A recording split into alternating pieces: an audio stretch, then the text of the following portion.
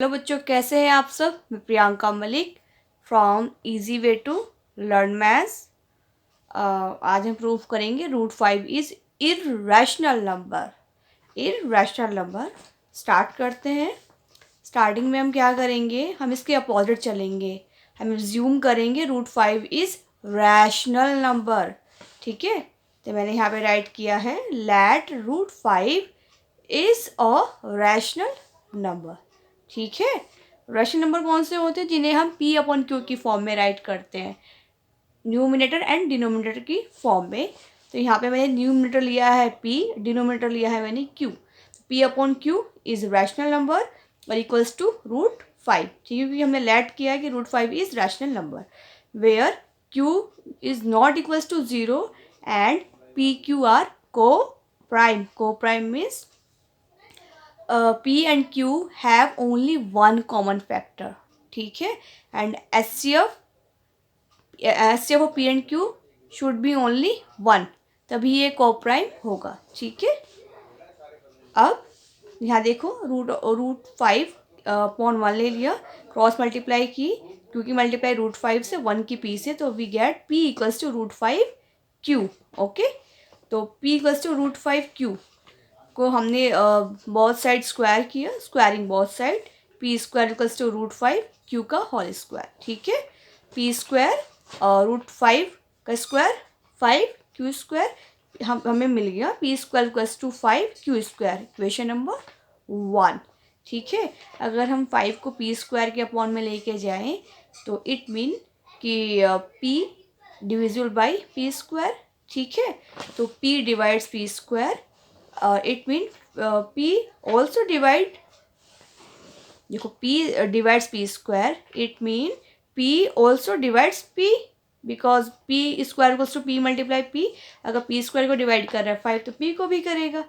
Okay बच्चों, next again let p equals to 5r।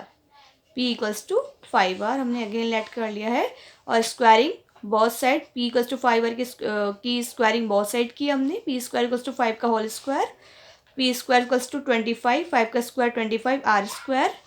ठीक है, 5 q स्क्वायर कहाँ से आया, p के प्लेस पर p स्क्वायर कहाँ से आया, equation number 1। P square equals to 5 q square हमने इक्वेशन नंबर 1 ली थी, तो पी स्क्वायर के प्लेस पर हमने यहाँ पे पुट कर दिया 5 q square equals to 25 r square.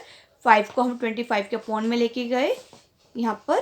ठीक है, 5 ने 25 को डिवाइड किया 5 से, तो क्यू स्क्वायर इक्वल्स टू आ गया हमारे पास 5 आर स्क्वायर।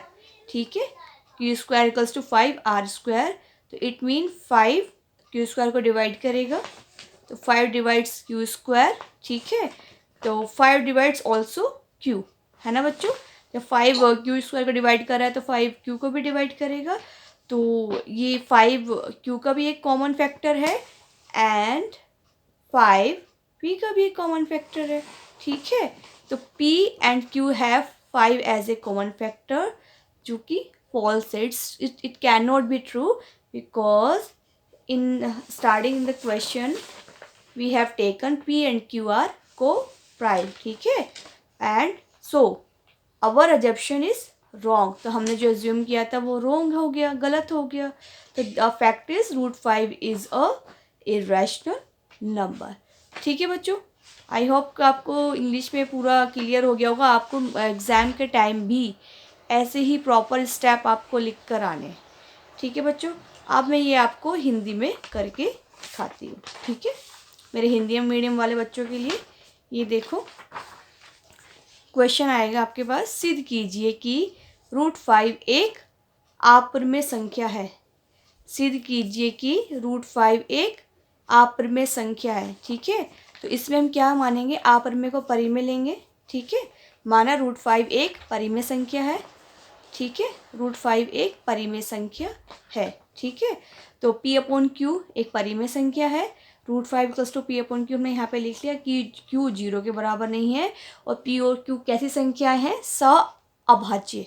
सहअभाज्य जिनका महत्तम समापवर्तक क्या आता है, सिर्फ 1 आता है। ठीक है बच्चों, आगे चलते हैं। रूट 5 के नीचे हमने 1 ले लिया और क्रॉस मल्टीप्लाई कर दी, क्योंकि मल्टीप्लाई रूट 5 से और p की मल्टीप्लाई 1 से, ठीक है। तो हमें क्या प्राप्त हुआ, p इक्वल्स टू √5q, ठीक है। अब इन दोनों का हमने वर्क कर दिया तो हमें ये मिल गया p square equals to √5q का whole square, p square equals to 5q square, क्योंकि √5 से ये जो वर्ग है उसको कैंसिल आउट कर देगा, वर्गमूल को उसका वर्ग कैंसिल कर देता है। तो हमें मिल गया है p square equals to 5q square, equation number 1, समीकरण नंबर 1। अब 5 p स्क्वायर से विभाज्य है, क्यों, क्योंकि 5 p स्क्वायर के अपॉन में जाएगा तो p स्क्वायर को डिवाइड करेगा, ठीक है। तो p से विभाज्य है तो 5 से भी विभाज्य करेगा, वो p भी 5 से विभाज्य होगा, ठीक है ना बच्चों। पुनः हम मान लेते हैं कि p इक्वल्स टू 5r, कि p इक्वल क्या है, 5r है। अब p इक्वल्स टू 5r का हमने दोनों ओर वर्क कर दिया, ठीक है। दोनों ओर का वर्क करने के बाद हमें मिला p square equals to 25r square, 5 का स्क्वायर कितना होता है 25।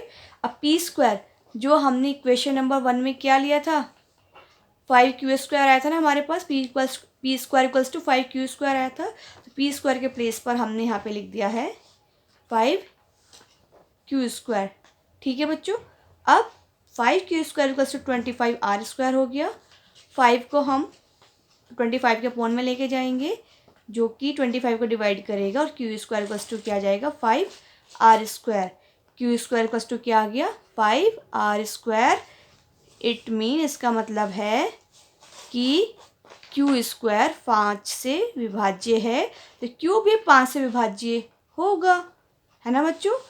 अब हम कह सकते हैं p व q दोनों 5 से विभाज्य है, p भी विभाज्य हो गया, q भी विभाज्य हो गया, जो कि संभव ही नहीं है क्योंकि p व q क्या है सॉरी सह अभाज्य संख्याएं हैं, जो कि हमारी अवधारणा के विपरीत है। अतः √5 क्या है, एक अपरिमेय संख्या है। अब बेटा ये हो गया है हमारा एक हिंदी का प्रूफ, ठीक है। मैंने हिंदी और इंग्लिश में आपको दोनों में करके दिखा दिया है। ये देखिए, ये आपका हिंदी हो गया, ठीक है, और ये आपका इंग्लिश में हो गया। अगर आपको फिर भी कुछ भी डाउट है तो आप मुझे कमेंट बॉक्स में लिखकर मुझसे पूछ सकते हैं। ओके बच्चों, thank you, have a nice day.